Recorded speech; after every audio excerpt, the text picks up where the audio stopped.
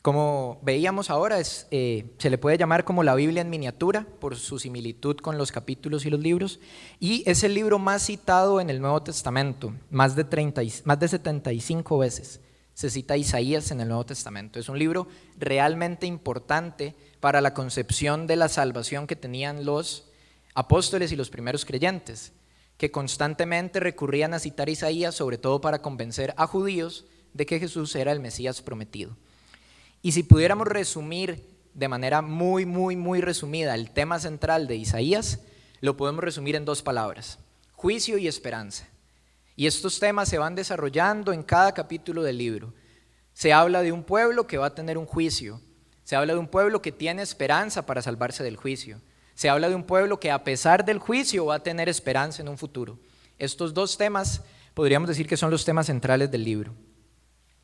Y el trasfondo histórico de lo que sucede en el contexto de Isaías lo podemos ver en Segunda de Reyes del 15 al 20 o en Segunda de Crónicas 26 al 32. Y como les decía, el tema central de Isaías se puede resumir de manera muy general en esas 2 palabras: juicio y esperanza.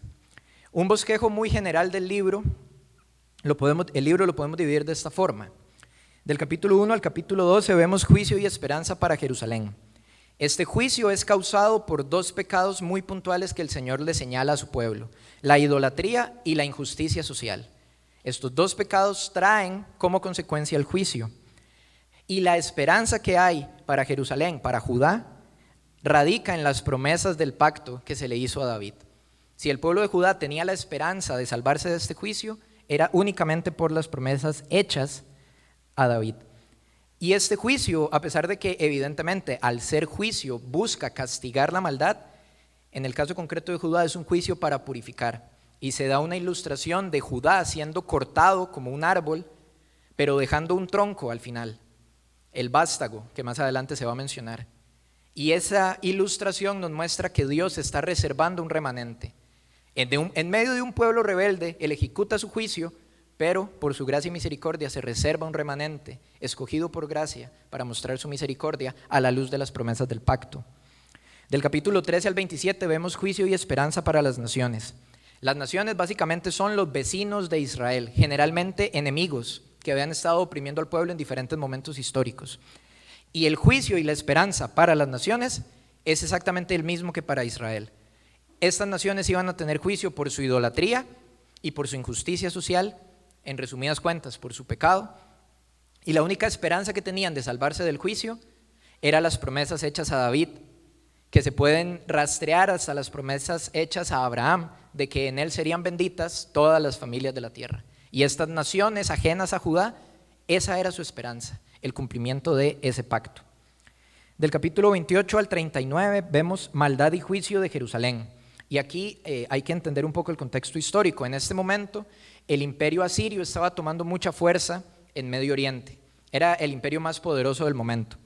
Y ante el ascenso de los asirios, el reino del norte, conocido como Israel, se alió con el pueblo sirio y buscó que el reino de Judá entrara en esta alianza. Sin embargo, el rey de Judá en ese momento se negó y por lo tanto ellos entraron en guerra. Entonces hubo guerra entre el reino del norte y el reino del sur. Y ante esta guerra, el reino del sur busca aliados y encuentra estos aliados en los egipcios, que si ustedes recuerdan el contexto histórico de Israel, Egipto es el lugar de donde Dios los libera de la esclavitud.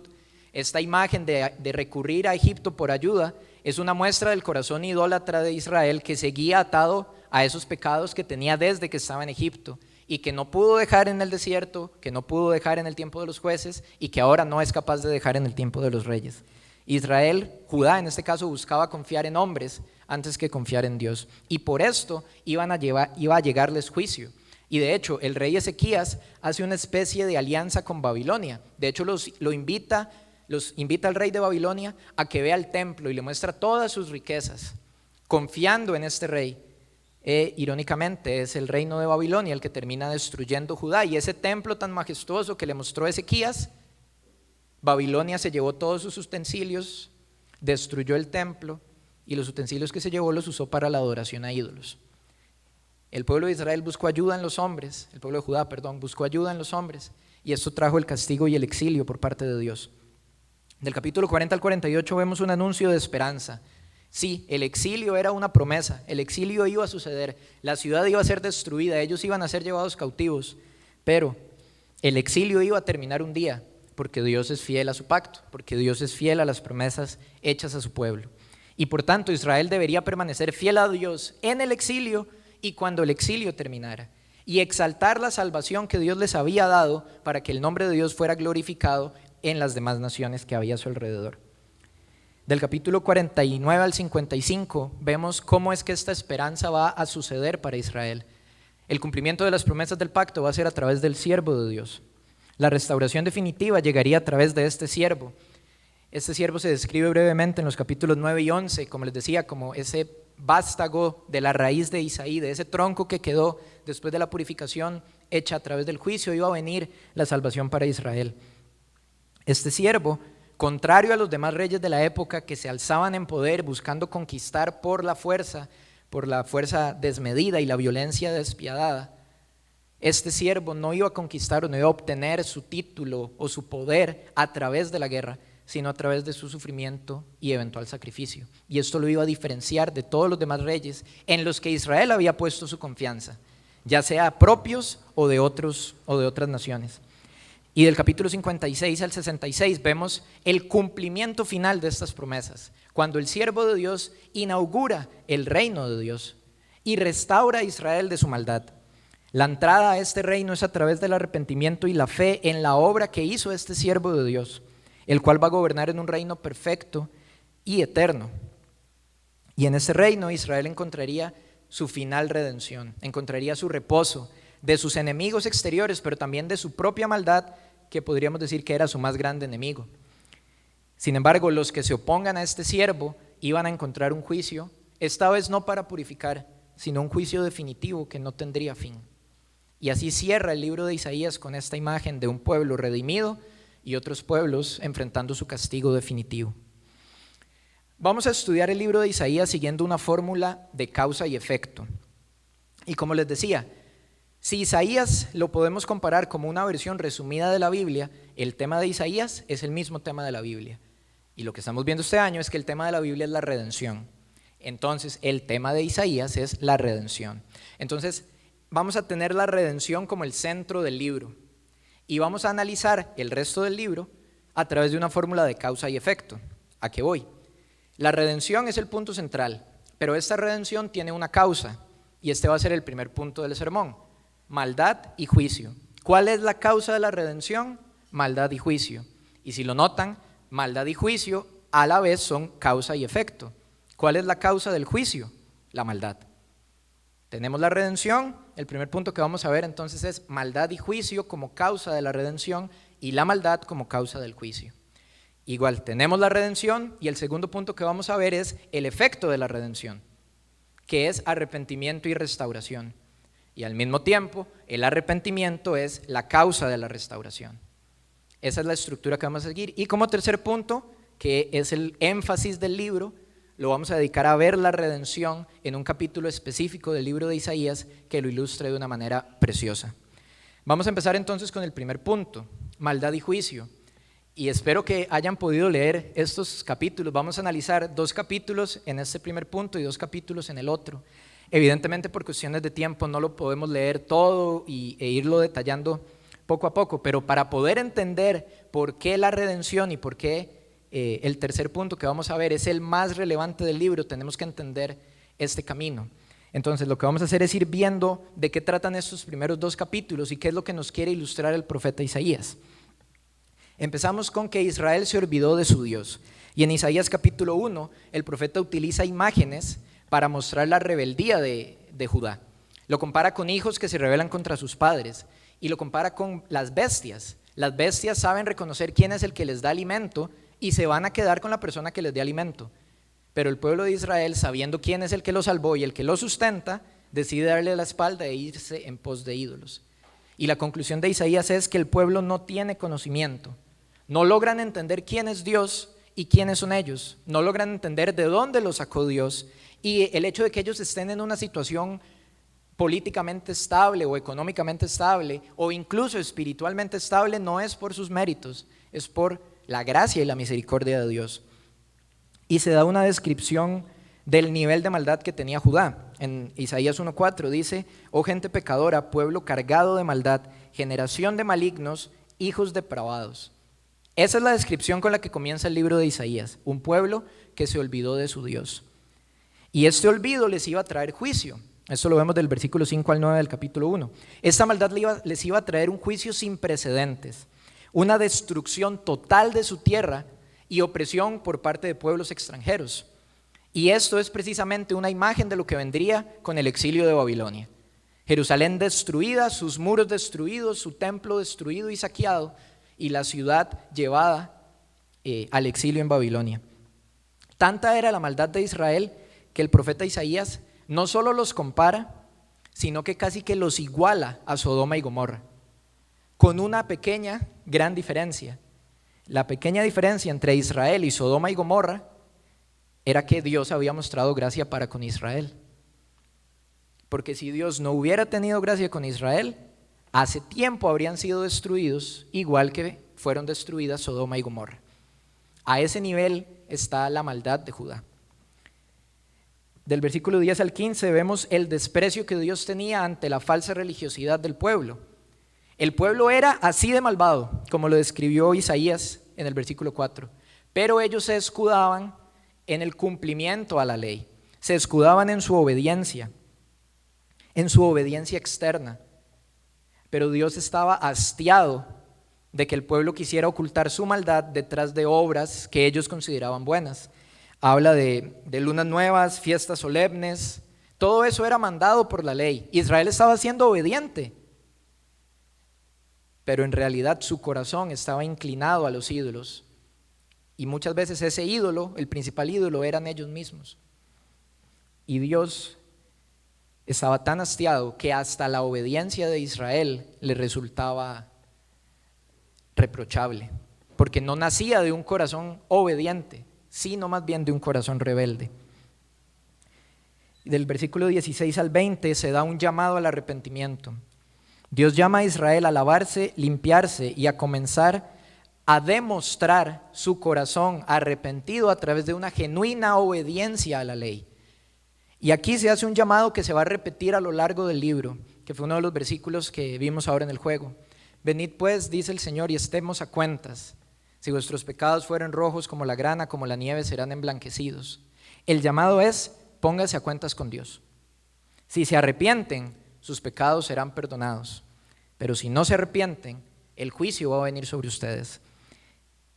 Dice el versículo 20: si no quisiereis y fuereis rebeldes, seréis consumidos a espada, porque la boca de Jehová lo ha dicho. Este es un llamado que se repite durante todo el libro. Pónganse a cuentas con Dios. Si se arrepienten, van a encontrar perdón. Pero si no se arrepienten, lo único que pueden esperar es juicio. Del versículo 21 al 23 vemos la decadencia espiritual de Judá. Isaías recuerda la época en la cual Israel era justo y sus obras eran justas, pero Israel se corrompió, empezando desde sus líderes. Y si recuerdan las predicaciones sobre Samuel y reyes, incluso desde jueces, vemos cómo los líderes de Israel constantemente fueron guiando al pueblo a hacer lo malo ante los ojos de Dios. Muchos reyes llegaron a incluir imágenes de ídolos dentro del templo, cuando se supone que el rey era encargado de guiar al pueblo a una genuina adoración a Jehová. Muchos de los líderes de Israel lo que hicieron fue todo lo contrario, desviaron al pueblo. El pueblo se corrompió, sus líderes se fueron tras las riquezas más que tras la obediencia, y esto los llevó a cometer injusticia en contra de los oprimidos. Y por esto iban a tener un juicio del 24 al 27 del capítulo 1, pero como decía, es un juicio que purifica. Ante la maldad de Judá, Dios, y se le describe como santo, guerrero y fuerte, no tiene más remedio que levantarse y ejecutar venganza contra sus enemigos. Pero por su misericordia y por su gracia y por las promesas hechas en el pacto, este juicio no iba a ser definitivo, sino que iba a ser una oportunidad en la cual, a través de la cual Dios iba a purificar a Israel, iba a quitar la maldad, iba a darle a ese remanente un reino perfecto en el cual pudieran vivir. Pero juicio es juicio, y este juicio iba a castigar fuertemente a los pecadores. Lo vemos del 28 al 31. Esta restauración post-juicio no eximiría a los pecadores de recibir la justa retribución por su pecado. Y este castigo, según el versículo 28, es para los que dejan a Jehová. Pónganse a cuentas con Dios. Si se arrepienten hay perdón. Si no, si dejan a Jehová, hay juicio que será definitivo, según el versículo 31. Dice: el fuerte será como estopa y lo que hizo como centella, y ambos serán encendidos juntamente y no habrá quien apague. Una imagen de un juicio que perdura. Vemos en el capítulo 2, del 1 al 4, Israel restaurado. Después de este juicio, Jehová reinaría sobre Israel. Israel sería exaltado por encima de las demás naciones. Y desde ahí, desde Judá, desde la ciudad de Jerusalén, Dios traería paz para su pueblo y para las demás naciones en un reino donde no habría más maldad. Pero para que en este reino no haya maldad, la maldad tiene que ser destruida y juzgada. Y eso es lo que vemos del versículo 5 al 22. Israel, el pueblo escogido por Dios, se comportaba igual que los demás pueblos. Ya lo vimos en el capítulo 1. Se le compara, casi que se le iguala a Sodoma y Gomorra por su corazón que se va tras los ídolos y que comete injusticias con su pueblo. Y este juicio sería de tal magnitud que las personas se esconderían en cuanto lugar encontraran. Se hace la ilustración de esconderse hasta debajo de los montes, ilustración que más adelante se menciona también en Apocalipsis.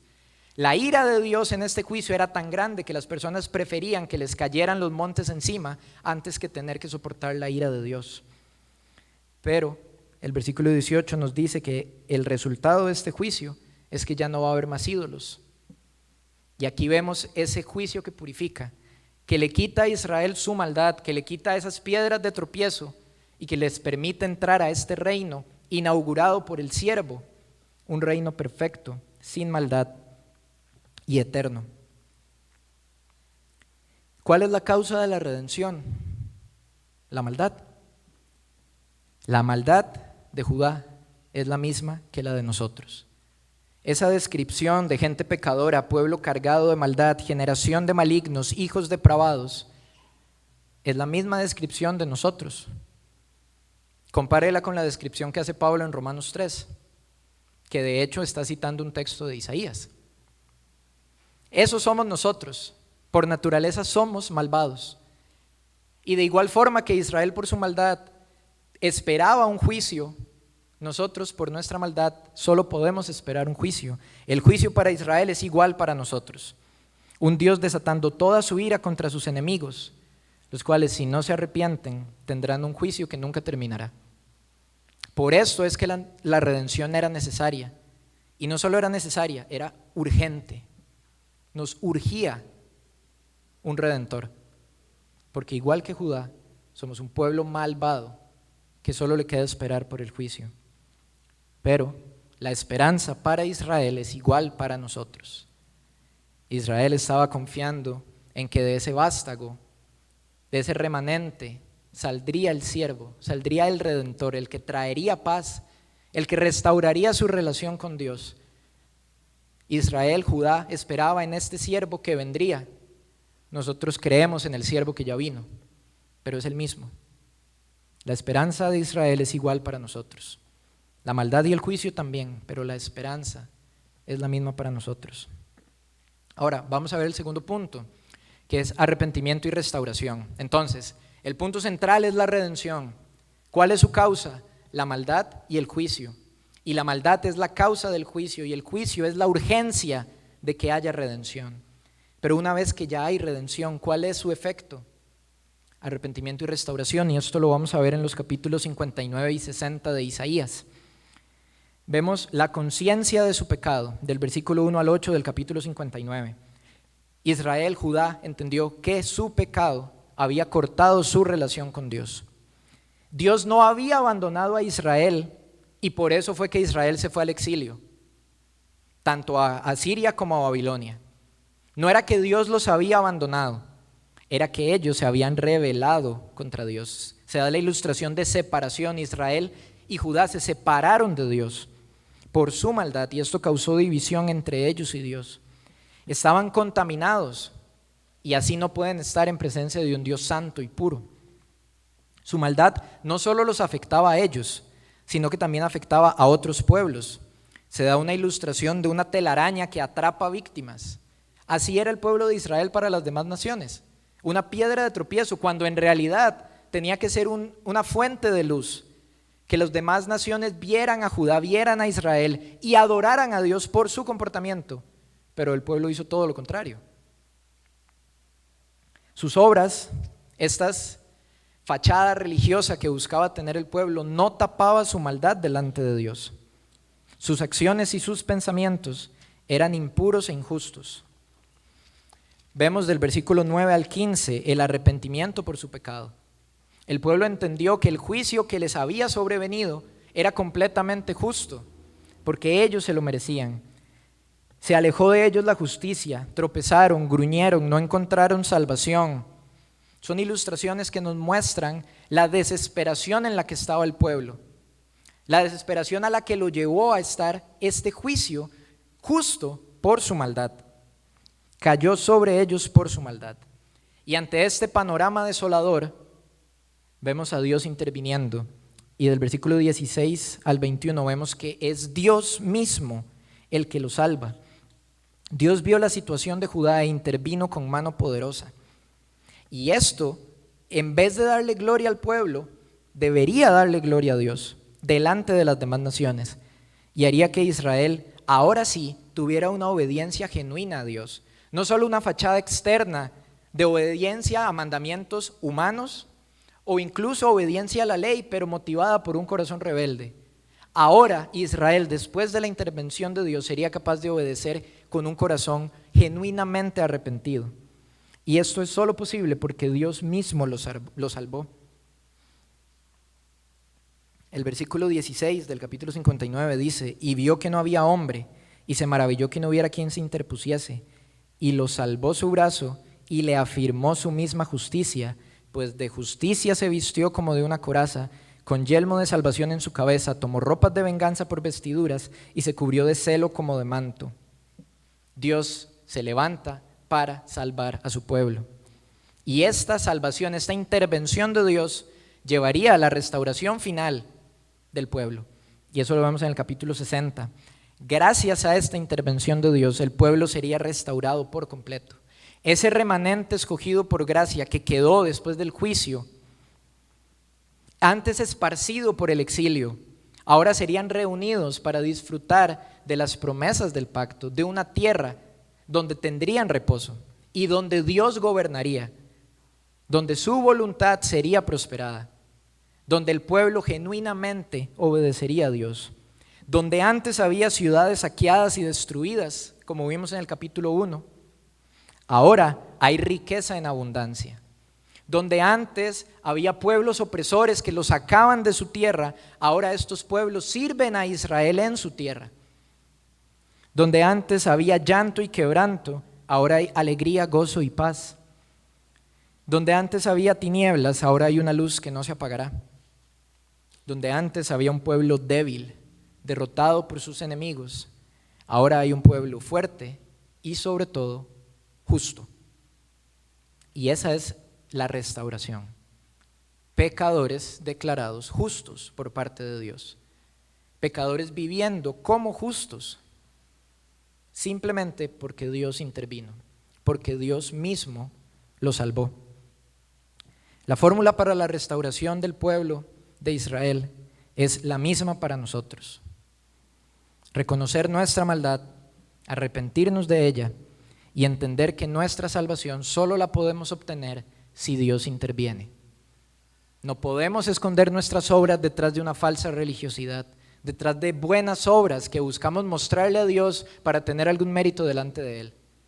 La única manera en que podemos encontrar salvación es si Dios mismo interviene. Y la recompensa por el arrepentimiento de Israel es la misma para nosotros. Restauración de una relación rota con Dios. Riquezas y recompensas inimaginables, espirituales sobre todo, pero también terrenales.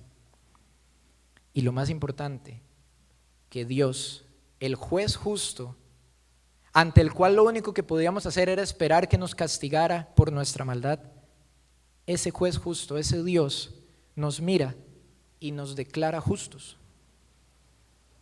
Nosotros generación maligna, perversa, pecadores, siendo declarados justos por Dios. Esta es la verdadera recompensa de la redención. Y ahora vamos a enfocarnos en esta redención. ¿Por qué es importante o por qué era necesaria la redención? Por nuestra maldad. Y era urgente porque hay una expectativa de juicio constante sobre los pecadores, un juicio que nunca terminará. Y gracias a esta redención, a través del arrepentimiento, podemos llegar a tener una restauración de nuestra relación con Dios y podemos llegar a ser declarados justos y vivir y disfrutar de las recompensas de vivir como justos. Y todo esto es posible por el quiasmo. Y ahí se quedan, por la redención. Y ya les voy a explicar qué es eso que está ahí, que suena muy extraño. Vayamos a Isaías 52, versículo 13. Este es un pasaje muy conocido. Es el pasaje del siervo sufriente. Y lo que vamos a hacer es estudiarlo y ver cómo este pasaje nos muestra la redención. Y para estudiarlo quiero compartir con ustedes esta, podríamos llamarle figura literaria, muy común en la literatura y la poesía sobre todo, hebrea, que se le conoce como quiasmo. Como ven ahí, básicamente son tres ideas. No sé si se acuerdan una de las predicaciones que dio Charlie sobre Samuel, que hablaba de un sándwich. Básicamente esa es la idea. Tenemos una idea A que empieza y una idea A que termina. Luego tenemos otra idea B, que se vuelve a repetir después. Y tenemos una única idea que no se repite en la porción. Y esta idea es el énfasis de ese texto. Lo que vamos a hacer es estudiar este pasaje del siervo sufriente con esta fórmula para que veamos cuál es el énfasis y cuál es el papel de la redención, cuál es el papel de Isaías dentro del panorama de la redención. Vamos a leer el pasaje rápidamente para poder estar en contexto. Isaías 52, 13. He aquí mi siervo será prosperado, será engrandecido y exaltado y será puesto muy en alto. Como se asombraron de ti muchos, de tal manera fue desfigurado de los hombres su parecer y su hermosura más que la de los hijos de los hombres. Así asombrará él a muchas naciones, los reyes cerrarán ante él la boca, porque verán lo que nunca les fue contado y entenderán lo que jamás habían oído. ¿Quién ha creído a nuestro anuncio y sobre quién se ha manifestado el brazo de Jehová?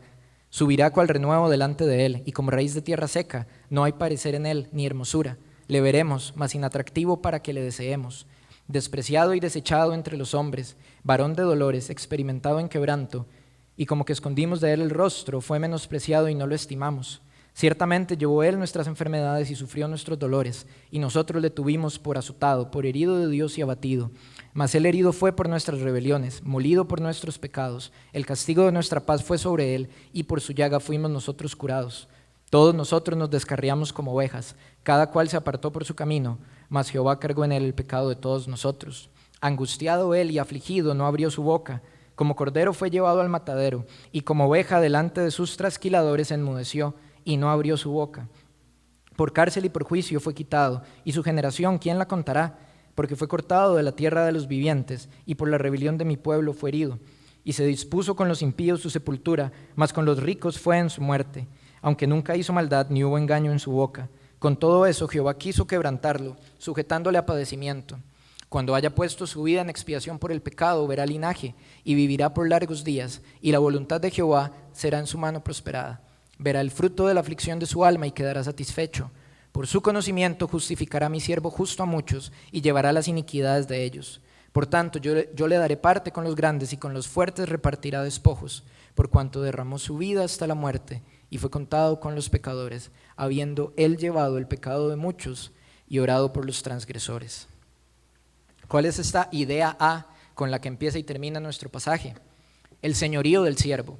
Lo vemos en el capítulo 52 del 13 al 15 y al final de la porción en el capítulo 53 del 10 al 12. ¿Cómo nos presenta este pasaje al siervo? Nos lo presenta como alguien próspero, exaltado, puesto muy en alto, visto por las demás naciones y alabado por ellas. Su influencia tendría un impacto global. Todos lo verían. Logrará lo que los demás líderes de Israel no pudieron.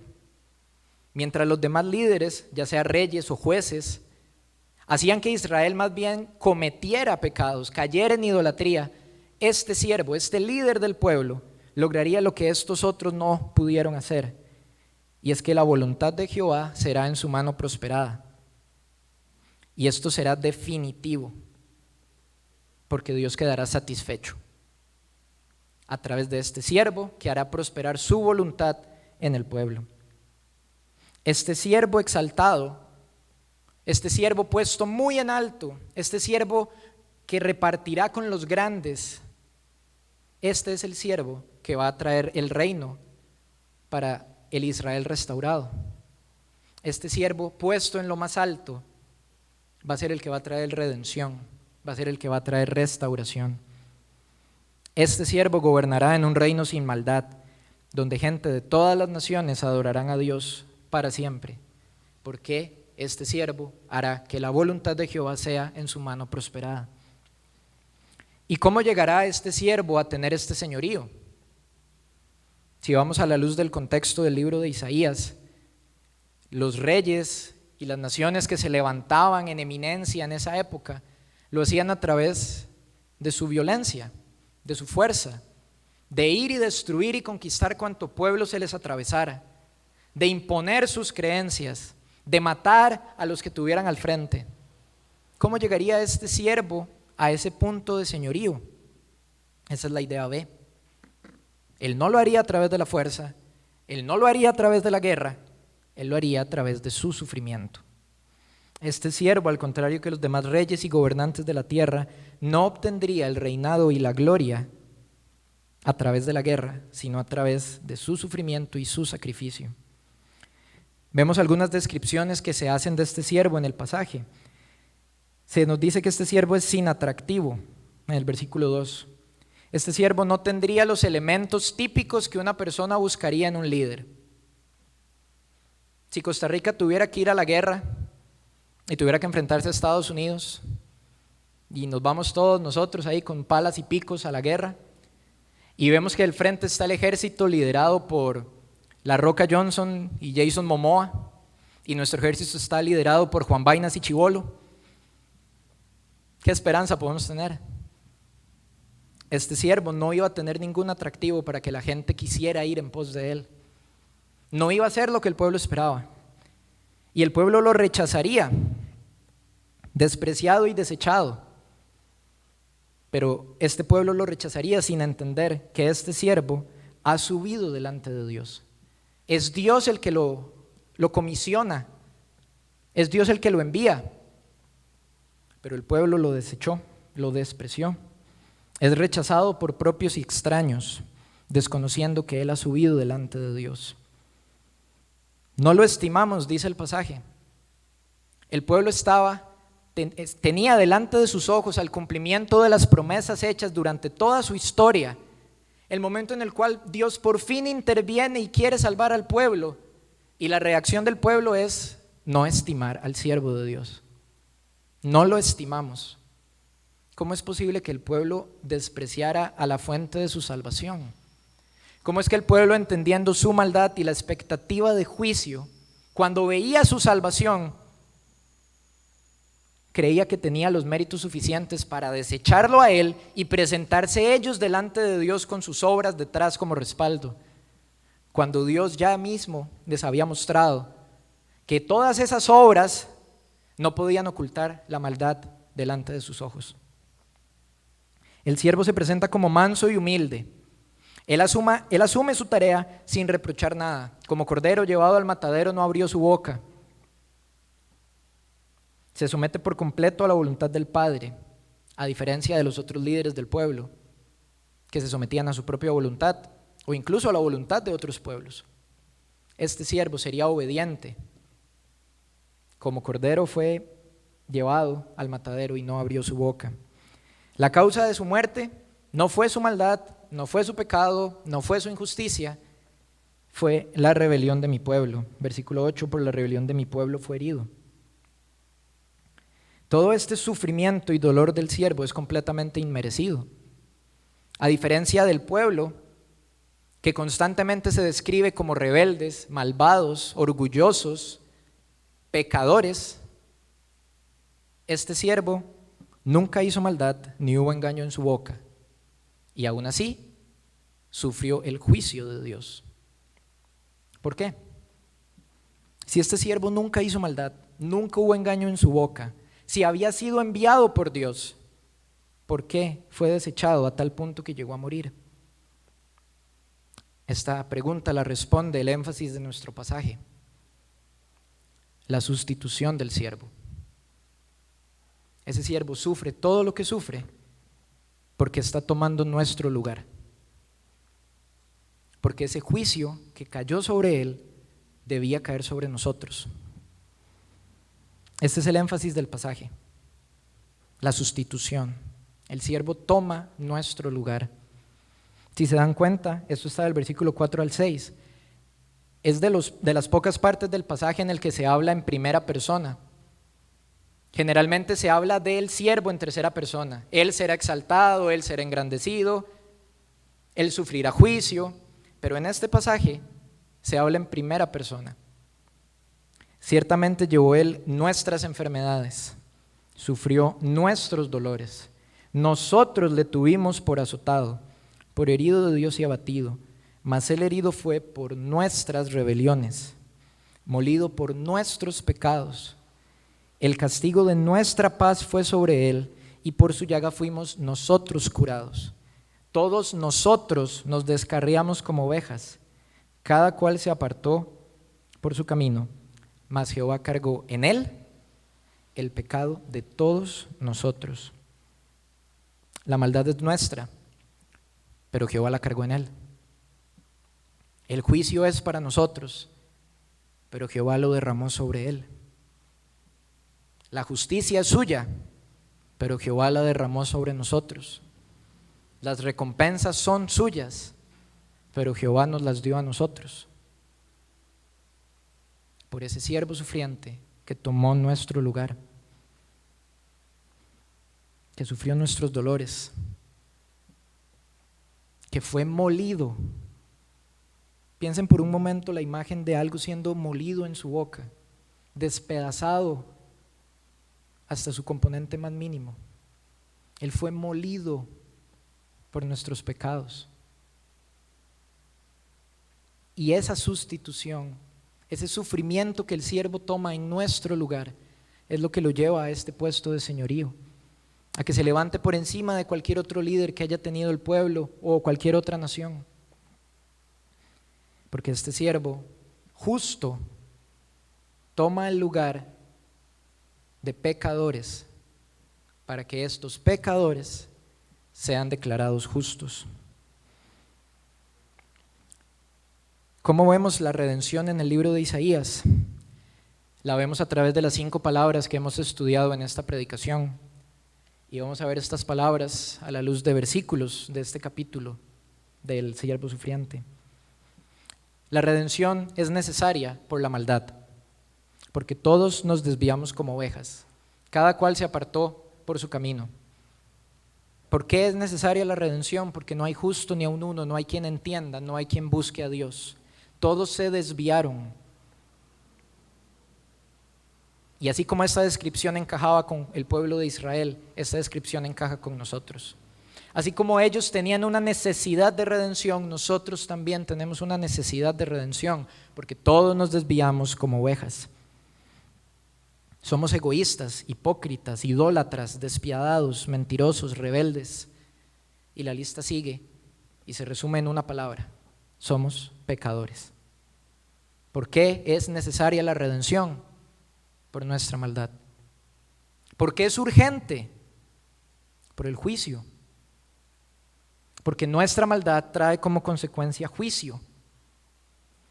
Ese juicio que se describe que cayó sobre el siervo, ese juicio que vimos en el capítulo 1, destrucción total, sufrimiento, violencia, ese juicio nos corresponde a nosotros por nuestra maldad. Nuestra maldad nos hace acreedores de un juicio tan potente que sería mejor que nos cayera encima un monte antes que estar de pie ante la ira de Dios.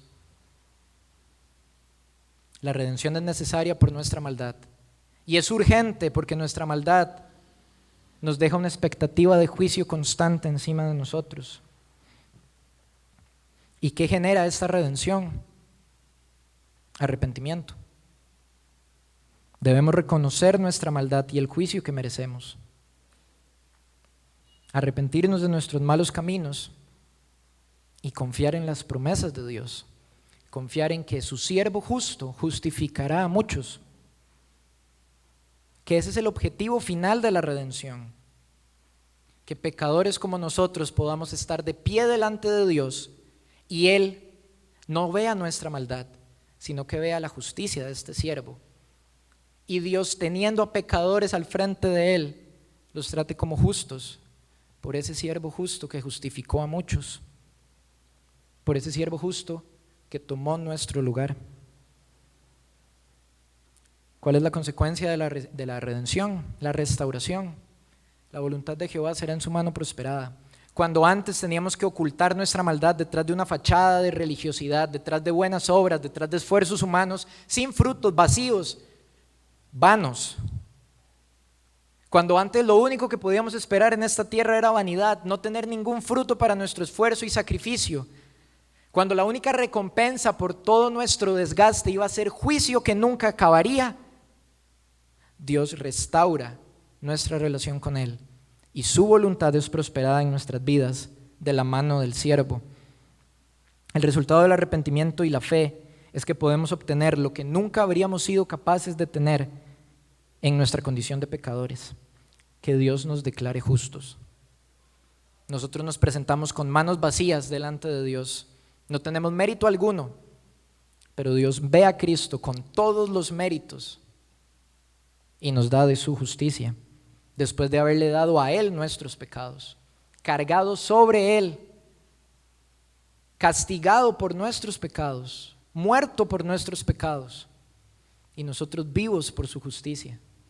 Pasamos de muerte a vida, porque el siervo pasó de vida a muerte, pero no se quedó muerto, sino que resucitó. Y es el primogénito de la resurrección, el que va liderando a esos redimidos. ¿Y por qué es todo esto posible? Por la redención. ¿Y qué es la redención? Jehová cargó en Él el pecado de todos nosotros. Sin la redención, la maldad y el juicio serían definitivos y el arrepentimiento y la restauración imposibles. Nosotros somos los malos, pero Él fue tratado como pecador. Nosotros merecemos el juicio, pero Dios lo quebrantó a Él. Dios lo molió a Él. Él merece la recompensa por su justicia, pero se le paga como malhechor. Fue contado entre los pecadores y nosotros somos contados entre los justos. La redención es que Jehová cargó en Él el pecado de todos nosotros. Y el llamado con el que empezamos el libro de Isaías en el versículo 18 y 19 del capítulo 1 es el mismo llamado que se desarrolla durante todo el libro y es el mismo llamado que Dios hace el día de hoy. Igual que relató Isaías, solo hay dos posibles maneras de reaccionar ante esta redención: ante el siervo justo justificando a los injustos, ante la forma en la cual Dios nos permite estar a cuentas con Él. Él nos llama a estar a cuentas. ¿Cómo? A través de este siervo en el cual cargó Jehová nuestros pecados. Y solo hay dos posibles maneras de reaccionar ante esto: arrepentimiento, fe en que verdaderamente este siervo vino, vivió una vida perfecta, no hubo maldad ni se halló engaño en su boca. Creer que este siervo fue molido, fue castigado, fue azotado, fue herido, eventualmente murió. Creer que este siervo no se quedó muerto, sino que, como dice el pasaje, después de que haya puesto su vida por expiación por el pecado, vivirá por largos días, verá linaje. Él resucitó y resucitó porque por su conocimiento justificará a mi siervo justo a muchos. Ese es el arrepentimiento, y ese arrepentimiento trae restauración, una relación restaurada con Dios, la promesa de ser declarados justos y como justos poder estar con Él por la eternidad. Pero la otra manera es rechazo, y sustituyamos la palabra rechazo por maldad.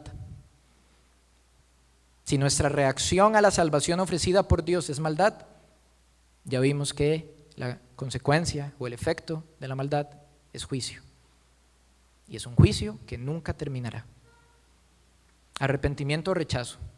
Ya vimos las consecuencias de cada una. ¿Cuál vas a escoger? Oremos. Padre Celestial, muchas gracias por este tiempo en el cual hemos podido estudiar tu palabra, Señor. Este libro es maravilloso. Tiene muchas cosas de las que podríamos hablar, Señor.